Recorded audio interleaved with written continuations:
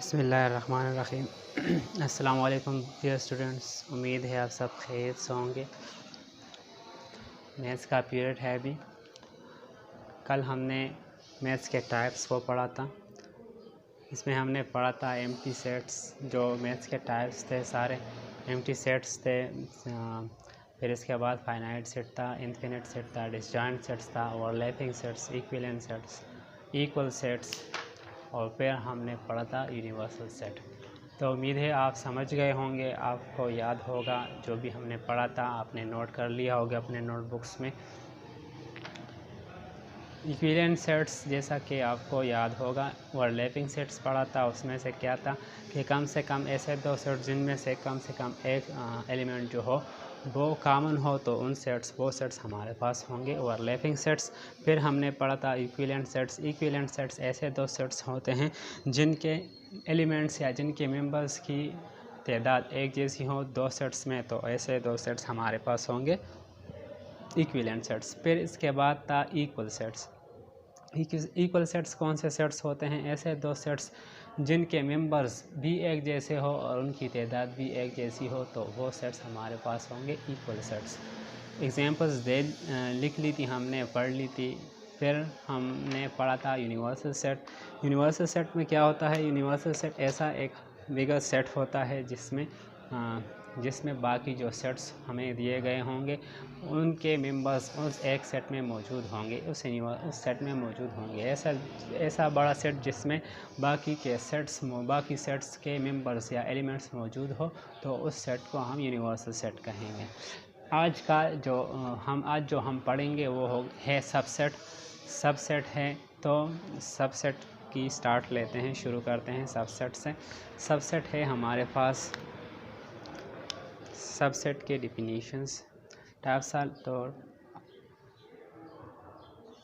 Of sets हैं।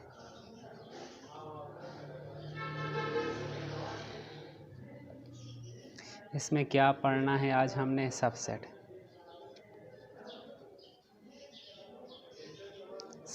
पढ़ना है। तो सबसेट में क्या है? ऐसा set, A set that is fully contained in a bigger set. ऐसा सेट जो मुकम्मल तौर पर एक बिगर सेट में मौजूद हो, तो ऐसे सेट को हम सबसेट कहते हैं। और वो जो बिगर सेट है जिसमें ये सबसेट मौजूद होगा, उस सेट को हम कहेंगे सुपर सेट। तो सबसेट की स्टार्ट लेते हैं। सबसेट से वो सेट है a set that is fully contained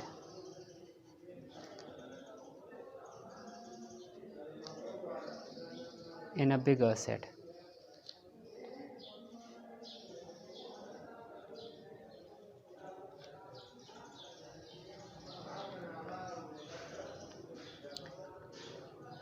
तो ऐसा सेट जो मुकम्मल तौर पर, फुली तौर पर दूसरे एक बिगर सेट में मौजूद हो, तो उस सेट को हम उस दूसरे सेट का, उस बिगर सेट का सबसेट कहेंगे।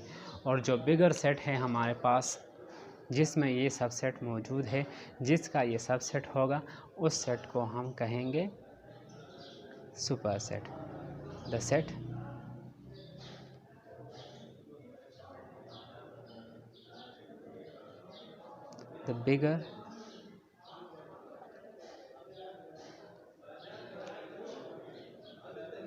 the bigger set is called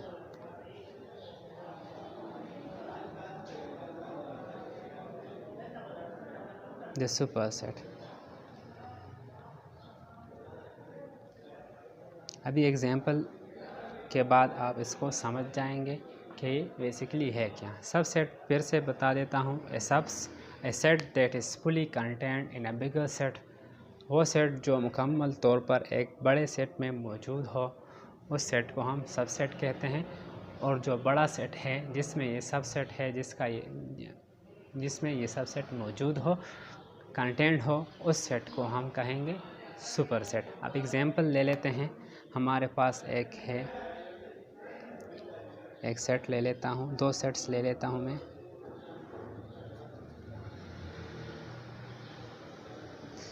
एक है हमारे पास सेट ए और दूसरा है हमारे पास सेट बी। सेट ए के एलिमेंट्स में ले लेता हूँ 2, 3, 4, 5, 6, 7 और जो सेट बी है हमारे पास वो मैं ले लेता हूँ 2, 4, 6। तो देख लें हमारे पास अभी दो सेट्स हैं, एक है हमारे पास सेट ए और दूसरा है हमारे पास सेट बी। तो सेट ए के एलिमेंट्स आपको नज़र आ रहे हैं, वो कौन कौन से हैं? उनमें से है हमारे पास 2, 3, 4, 5, 6 एंड 7। और सेट बी के एलिमेंट्स हमारे पास कौन कौन से हैं? वो है 2, 4 एंड 6। तो जैसा कि आपको नज़र आ रहा है, देख लें 2 इस सेट में मौजूद है, इसी तरह 4 देख लें ये इसमें मौजूद है, 6 है ये भी इसमें मौजूद है। तो ये सेट बी जो है ये मुकम्मल तौर पर इस सेट में मौजूद है, इसके मेंबर्स जो हैं वो सारे के सारे इस सेट में मौजूद है। तो ये सेट बी जो है ये हमारे पास सब सेट है। कौन से वाले सेट का? ये बी ए हमारे पास अभी बिगर सेट है। तो हमारे पास जो बी है ये सब सेट है कौन से सेट का? सेट ए का। और सेट ए जो है ये हमारे पास एक सुपर सेट है। इसके सामने मैं लिख लेता हूँ, ये हमारे पास क्या है? अभी ये हमारे पास एक सुपर सेट है। और जो सेट बी है हमारे पास अभी ये हमारे पास है सबसेट। सेट बी हमारे पास है सबसेट और सेट ए जो है ये इसका सुपर सेट है। इसको हम एक्सप्रेस किस तरह करते हैं, लिखते किस तरह हैं? तो इसके लिए हमारे पास एक ख़ास किस्म का निशान है, इसके लिए इस्तेमाल होता है। फॉर एग्ज़ाम्पल में अभी ए हमारे पास जो है ये सुपर सेट है और बी सबसेट है। तो बी को मैं किस तरह लिखूँगा, इसको मैं बयान किस तरह करूँगा कि बी हमारे पास सबसेट है सेट ए का। तो बी फिर क्या करना है, फिर एक निशान लगाना होता है इस तरह का। ये निशान जो है ये इस्तेमाल होता है किसके लिए? ये हमारे पास होता है, इस्तेमाल होता है सबसेट के लिए। याद रखना है आपने इसको, ये निशान जो है ये इस्तेमाल होता है सबसेट के लिए। तो जब हम इसको बयान करें कि ये क्या है, तो इसको बयान करने के लिए इस तरह लिखते हैं कि बी, फिर इसके बाद ये सिंबल लिखते हैं, फिर बी, इसके बाद ए। तो बी जो है ये सबसेट है सेट ए का, बी सबसेट है सेट ए का। तो इसको इस तरह बयान करते हैं कि जो बी के मेंबर्स हैं वो सारे सेट ए में मौजूद है। तो इस वजह से सेट बी जो है ये सबसेट है सेट ए का, और सेट ए जो है ये हमारे पास है सुपर सेट। तो इसको इस तरह लिखते हैं कि B is subset of set A. अब अगर हम ए को इस तरफ लिख के तो ए हमारे पास आप देख रहे हैं कि क्या है, ये सुपर सेट है। ए हमारे पास सुपर सेट है किस चीज़ का, कौन से सेट का? ये हमारे पास सुपर सेट है सेट बी का। तो अब अगर हम इसको लिखना चाहें कि ए हमारे पास सुपर सेट है सेट बी का, तो सुपर सेट को लिखने के लिए अभी इसकी सिर्फ डायरेक्शन चेंज कर देते हैं इस सिंबल के। इसको इस तरह लिखना होता है, फिर इस तरह लिखेंगे तो इसका मतलब होगा सुपर सेट। अभी देख लें यहाँ पर इसकी डायरेक्शन इस तरफ है, तो ये यहाँ पर ये इस्तेमाल होता है सबसेट के लिए। अब डायरेक्शन इस तरफ हो गई तो ये हमारे पास हो गया सुपर सेट। तो अब जब हम ए को बयान करेंगे कि ए सुपर सेट है सेट बी का, तो इसको इस तरह लिखेंगे कि set A is the superset of set B. इसको इस तरह लिखना है, set B A is a superset of set B. तो ये हो गए हमारे पास सबसेट। अब अगर हमारे पास एक सेट हो और इसके हमने सारे सबसेट्स लिखने हैं, एक सेट है, फर्ज करें जो बी सेट में मैंने लिख लिया, बी सेट है हमारे पास, इसके एलिमेंट्स हमारे पास है 2, 4 और 6। ये हमारा, हाँ ये मेरे पास, ये मैंने लिख लिया एक सेट। इसको नाम दे देते हैं कि ये एक सुपर सेट है। फर्ज करें ये एक सुपर सेट है। इसके मैंने सबसेट्स लिखने हैं, तो सबसेट लिखने के लिए मैं क्या करूँगा,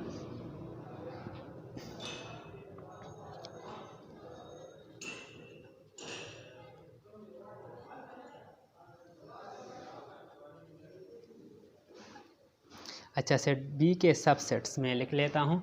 सबसेट्स जो इस सेट में सारे मौजूद हों, तो सबसेट स्टार्ट करने के लिए सबसे पहले आपको याद रखना है कि इसका एक सबसेट खाली सेट बी है। एम्प्टी सेट जो है, अगर हम इसको लिखें तो ये इसका एक सबसेट है। एम्प्टी सेट, हर सेट का एक सबसेट होता है एम्प्टी सेट। एम्प्टी सेट हर सेट में मौजूद होता है। अगर हम इसको इग्नोर करें, इन मेंबर्स को, इन एलिमेंट्स को, तो ये एम्प्टी सेट होता है। तो ये एक सबसेट है इस सेट सुपर सेट का। इसके बाद है फिर इसके बाद देख लें एक दूसरा ऑब्जेक्ट, इसमें से आप ले लें, ये 2 ले लें, तो 2 है इसका 2, और फिर मैं ब्रैकेट क्लोज कर देता हूँ। तो ये 2 जो है ये भी एक सबसेट है।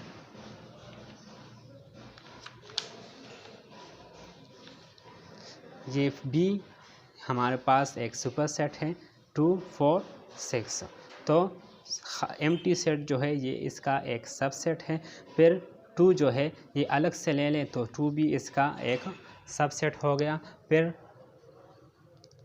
देख लें, खुद से कर लें, 4 ये भी एक सबसेट है। फिर 6 ये भी एक सबसेट है।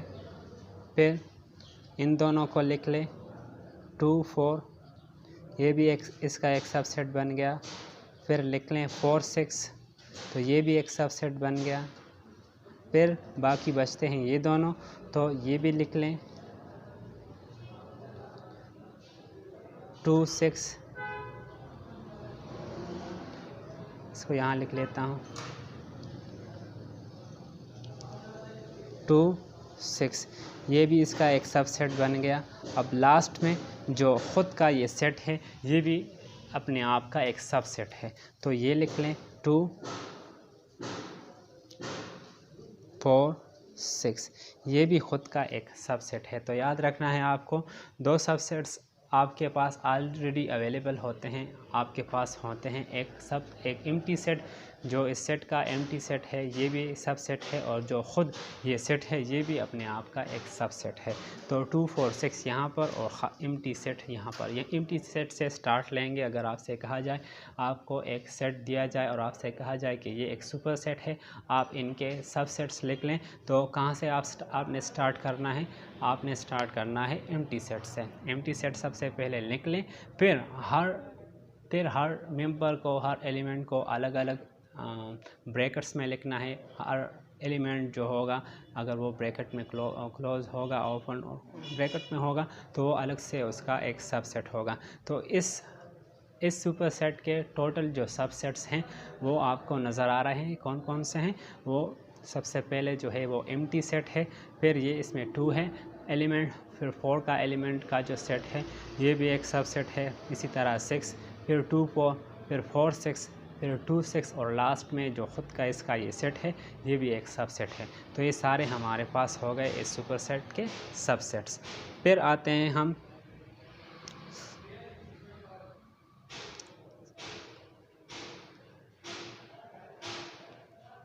और ये सारे जो हैं ये इसके प्रॉपर सबसेट्स हैं। इस सुपर सेट्स के ये सारे जो हैं ये इसके प्रॉपर सबसेट्स हैं। ये सबसेट्स हो गए। अब हम आते हैं कार्डिनल नंबर की जानिब। कार्डिनल नंबर क्या होता है?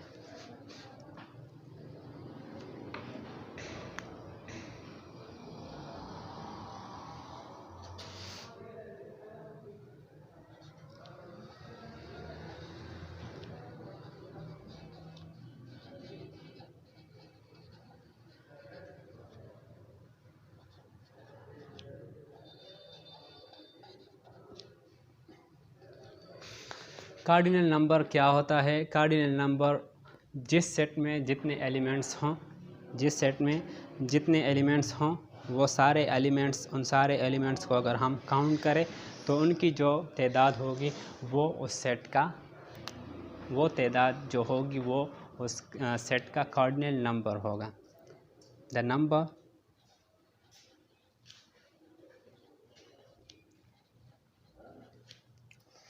The number of elements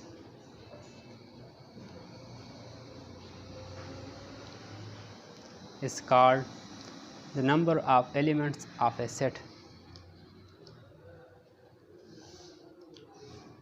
is called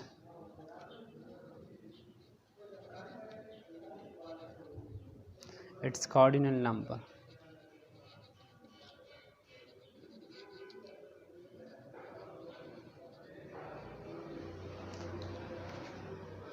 जिस सेट में जितने एलिमेंट्स होंगे वो एलिमेंट्स उस सेट का कार्डिनल नंबर होगा। फॉर एग्ज़ाम्पल अभी ये देख लें, एक हमारे पास एक सेट है 2 4 6, ये हमारे पास एक सेट है। तो अगर हमसे कहा जाए कि इसका कार्डिनल नंबर क्या है, तो सिर्फ क्या करना है, आपको इसके एलिमेंट्स को काउंट करना है। देख लें 1 2 3, इसमें टोटल कितने एलिमेंट्स हैं? इसमें टोटल जो हैं ये 3 एलिमेंट्स हैं।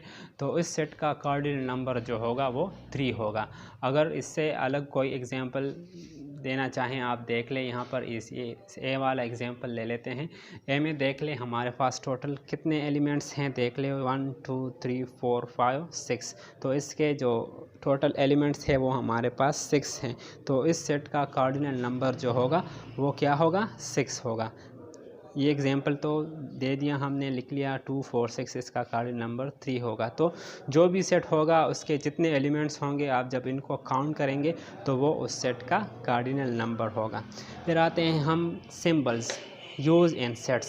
सेट्स में जो सिंबल्स यूज़ होते हैं वो कौन कौन से हैं वो तो हमने ऑलरेडी पढ़ लिए, ये अभी रिपीटेड है। आपने इसको नोटबुक्स में जो डिफिनीशंस के बाद आप जब सारे डिफिनीशंस लिख लें, फिर आपने क्या करना है, इन सिंबल्स को लिखना है ताकि आपको इसकी प्रैक्टिस हो जाए और आप इनको समझ लें, इनके नाम्स जान लें और इनको अच्छी तरह फिर इस्तेमाल कर सकें। तो देख ले अभी हमारे पास सिंबल यूज्ड इन सेट्स है। तो सबसे पहले जो सिंबल है, फिर मीनिंग है, इसका फिर एग्जांपल भी दिया गया है आपको बुक्स में। तो जो फर्स्ट नंबर पर है वो इक्वल है, इसके लिए क्या इस्तेमाल होता है, मीनिंग इसका क्या है, इज़ इक्वल टू। तो जो दो सेट्स एक जैसे होंगे आपको नज़र आ रहा है 1 2 5 और दूसरे में भी 5 1 2, मतलब एक जैसे एलिमेंट्स हैं, सिर्फ इनके तरतीब अलग बदल दी गई है। तो ये दोनों सेट्स जो हैं ये एक जैसे हैं, इस वजह से इन दोनों के दरमियान इक्वल का साइन लगा हुआ है, तो ये इक्वल है। फिर 2 है इज़ नॉट इक्वल टू। अगर दो सेट एक जैसे ना हो तो इनके लिए इज़ नॉट इक्वल टू का साइन इस्तेमाल होता है। देख रहे हैं आप, इसके इक्वल के सामने सिर्फ क्या करना है, एक लाइन खींचनी है, फिर ये बदल जाएगा इज़ नॉट इक्वल टू। आप देख रहे हैं इसका एग्जांपल 1 2 5, फिर दूसरा सेट है 1 2 4। तो इन दोनों के एलिमेंट्स एक जैसे नहीं हैं, इस वजह से ये सेट इक्वल नहीं है। तो इस वजह से इसके दरमियान नॉट इक्वल का साइन लगा हुआ है। फिर आपको बता दिया गया है कि ये सिंबल जो है ये इस्तेमाल होता है किसके लिए, is member of are belong to के लिए। तो देख रहे हैं आप कि 3 is belong to, 3 is a member of 1 2 set 1 2 3 1 2 3। देख लें 3 मौजूद है, इस वजह से 3 इसका मेंबर है। और नॉट मेंबर ऑफ के लिए ये इस्तेमाल होता है, ये sign is not member of. तो 3 देख लें इस सेट में मौजूद नहीं है, इस वजह से ये इसका मेंबर नहीं है। फिर एम्प्टी सेट के लिए भी एक साइन इस्तेमाल होता है, ये वाला मैंने आपको बता दिया था। एम्प्टी सेट्स के लिए 2 साइन इस्तेमाल होते हैं। एक तो ब्रैकेट्स को खाली छोड़ दिया जाता है, ब्रैकेट को ओपन किया जाता है, फिर क्लोज़ कर दिया जाता है, तो उसका एम्प्टी सेट बन जाता है। और दूसरा ये सिंबल इस्तेमाल होता है एम्प्टी सेट को डिनोट करने के लिए। तो ये हमारे पास एम्प्टी सेट के लिए इस्तेमाल होता है। इसका एग्जांपल है। तो फिर इसके बाद है प्रॉपर सबसेट। सेट्स हमने पढ़ लिए। अगर कोई आपके पास सेट हो और आप इसको एक्सप्रेस करना चाहो तो इस तरह कर सकते हैं। ये हमारे पास सबसेट के लिए इस्तेमाल होता है। फिर अगर सबसेट ना हो, उस सेट में वो ऑब्जेक्ट्स मौजूद ना हो, फॉर एग्ज़ाम्पल अभी ये सेट देख लें, हमारे पास इसमें ऑब्जेक्ट्स हैं 2 4 और 6। अगर कोई सेट आप ख़ुद से ले लें, 8 ले लें, तो ये इसका सबसेट नहीं है। इस वजह से इसके लिए क्या इस्तेमाल होगा, इसके सामने इसके ऊपर इसकी लाइन खींचनी है, तो ये बदल जाएगा। इसके लिए इस्तेमाल होगा कि इज़ नॉट सबसेट या इज़ नॉट प्रॉपर सबसेट। फिर सबसेट्स जो एक ऐसा सेट जो फुली तौर पर ख़ुद का सबसेट हो, तो वो उसका सबसेट है, वो इक्वल भी है। और देख लें आप ये वाला सेट, ये देख लें, ये 2 4 और 6 यहाँ पर ये है ऑलरेडी इसका सबसेट है। तो ये सेट इस सेट का सबसेट अगर जब आप इसको लिखना चाहो तो इस तरह फिर लिखेंगे, इसके नीचे लाइन खींचेंगे मतलब ये इसका इक्वल भी है और इसका सबसेट भी है, तो इस वजह से ये इसका प्रॉपर इसका सबसेट है। तो ये सिंबल्स हो गए, ये भी आप अपने नोटबुक्स में नोट कर लें, डिफिनीशंस के बाद इसको समझ लें। फिर हम ये तो हो गए, फिर इक्विवेलेंट सेट्स है इसके बाद। तो इक्विवेलेंट सेट्स तो आपने पढ़ ली है, इक्विवेलेंट सेट्स हमने डिफिनीशन इसकी पढ़ ली है। जब ऐसे दो सेट्स जिनके एलिमेंट्स की तादाद दोनों सेट्स में एक जैसी हो, बराबर हो, सेम हो, तो इस वजह से वो सेट्स हमारे पास इक्विवेलेंट सेट्स होंगे। लेकिन अगर इक्विवेलेंट ना हो, मतलब इन दोनों के एलिमेंट्स की तादाद एक जैसी ना हो, तो वो सेट्स हमारे पास नॉट इक्विवेलेंट होंगे। फिर आएंगे हम ऑपरेशंस ऑन सेट्स की जानिब, लेकिन ये इंशाल्लाह कल पढ़ेंगे। इसमें क्या है, यूनियन ऑफ सेट्स है। जब दो सेट्स की हम यूनियन करते हैं, यूनियन जैसा कि आप जानते हो, इनको एक जगह पर इकट्ठा कर देते हैं हम, तो इसका यूनियन बन जाता है। तो यूनियन ऑफ सेट पढ़ेंगे इंशाल्लाह कल। और इसके बाद इंटरसेक्शन ऑफ सेट है, इंटरसेक्शन ऑफ सेट भी इंशाल्लाह कल डिटेल से पढ़ लेंगे। आज का लेसन आपको उम्मीद है समझ आ गया होगा, इसमें जो डिफिनीशंस हैं समझ ली होंगी आपने। इसको अपने नोटबुक्स में लिखना है साफ़ तरीके से, खुशखती से। और अगर कोई क्वेश्चंस हो तो आप ग्रुप में पूछ सकते हैं। कल इंशाल्लाह हम ऑपरेशंस ऑन सेट्स पढ़ेंगे। कल तक के लिए इजाज़त चाहता हूँ, अपना ख्याल रखिएगा। अल्लाह हाफ़िज़।